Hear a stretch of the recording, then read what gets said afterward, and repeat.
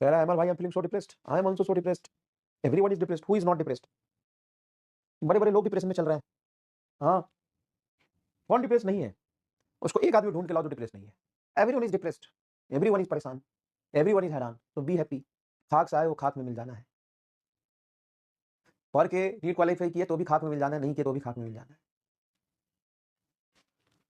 जितने दिन जीवन में जियो के खुश रहो, मुस्कुराते रहो, नहीं तो लड़ाई झगड़ा तो सबके बीच में चल रहा है। कौन डिप्रेस नहीं? Everyone is depressed and everyone have some reason to become depressed. Yes, everyone have some reason to become depressed. Everyone, it's normal, very much normal. You have depressed, then you are normal, no problem. खाक में आए हो खाक में मिल जाओगे, जिसका rank 1 आएगा वो भी खाक में मिल जाएगा, जिसका सिलेक्शन नहीं होगा वो भी खाक में मिल जाएगा। तो बी चिल, कोई फर्क नहीं पड़ता। अपने तरफ से 100% ईमानदारी से मेहनत। जो भी तुम्हें टीचर डांटता है, जो भी टीचर तुमको कहता है, जो भी तुम्हें सुनाता है, उसका पूरा का पूरा पर्पस सिर्फ इतना होता है कि अगर कोई कामचोरी कर रहा है, गलत रास्ते पे जा रहा है, तो वो ना जाए। बाकी तुम अपना 100% दे रहे हो, तो नीट निकले ना निकले, इट्स नॉर्मल। अलग सर ने बोला था वो जेई वाले वीडियो में, तो यही तो बोला था भाई कि भाई आप अपना 100% दे रहे हो कि नहीं दे रहे हो, वो इंपॉर्टेंट है।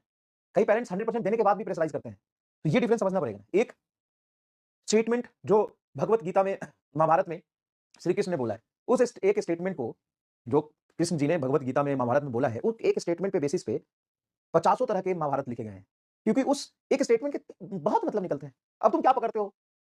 तुमने पढ़ा है ना कि light is not a particle, not a wave, not a ray. Light is nothing, light is a form of energy. It sometime behave as a ray, sometime behave as a particle, sometime behave as a wave. और उसका जो behaviour है वो light पे depend नहीं करता कि light कैसा बिहेव करेगा।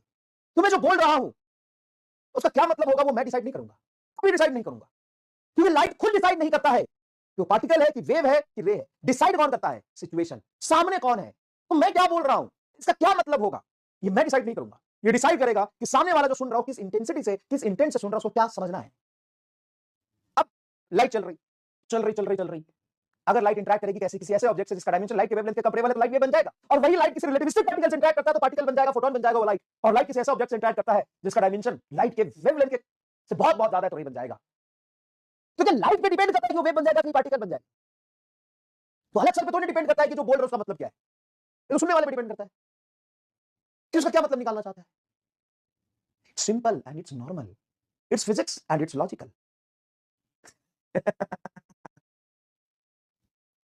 ना? तुम कैसे बिहेव करते हो तो सामने वाले पे डिपेंड करता है ना। समझ गया? कंसेप्ट क्लियर है? सुंदरता इंसान में नहीं, देखने वालों की आंखों में होती।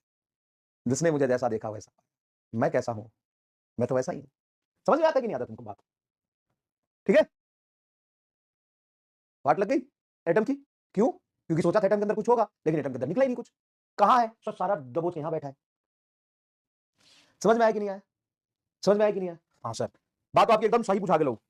वाह सर, मजा आ गया। अब देखिए